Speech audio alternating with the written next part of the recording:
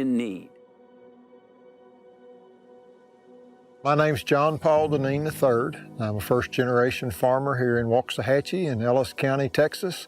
I've been farming about 30 years, raised wheat, corn, milo, raised some soybeans, run some cows. We direct market our beef here locally to the consumers.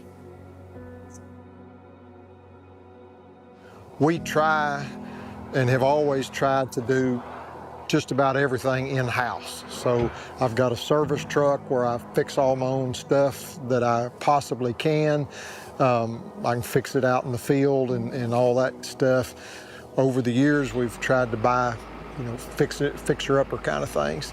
And I've been very blessed to be mechanically inclined, so I'll fix it up and get it going, and then that gives us something kind of cheap that we can, use and rather than going and buying feed, for instance, that kind of stuff.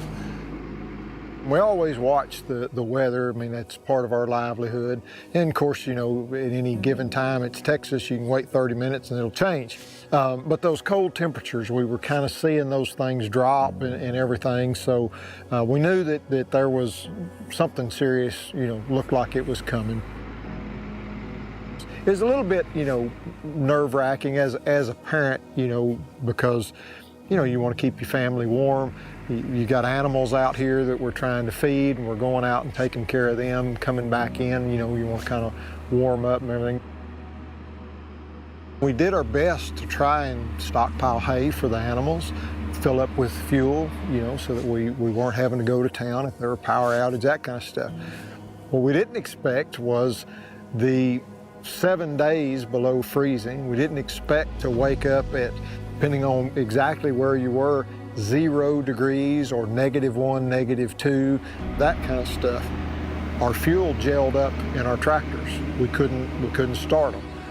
We don't have block heaters to keep them warm here because we don't get that cold. It was never needed. So for about 2 days, we were just dead in the water. Anything that ran on diesel didn't run anymore.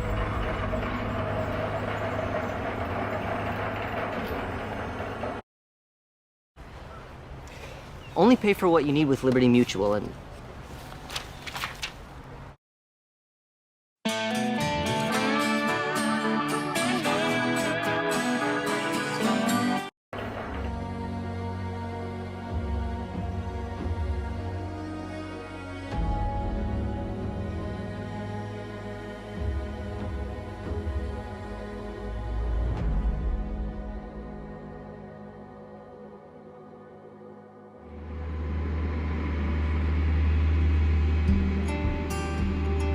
we were fortunate on the cattle.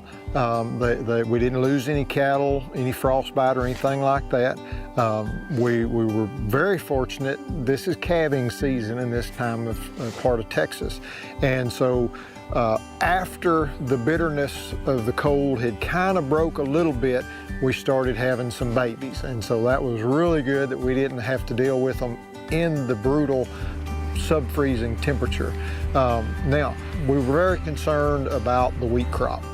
We really won't know for really several more weeks till there starts to be some heads produced to see if there truly was damage or not. But we're feeling better now that the sun shines out and things kind of growing a little bit. I think the spirit of being a Texan, and more importantly being a farmer or a rancher, is forever adapting, trying to make the best out of what you're given, trying not to ever give up, and do the best with what you've got, and just looking forward to those better days ahead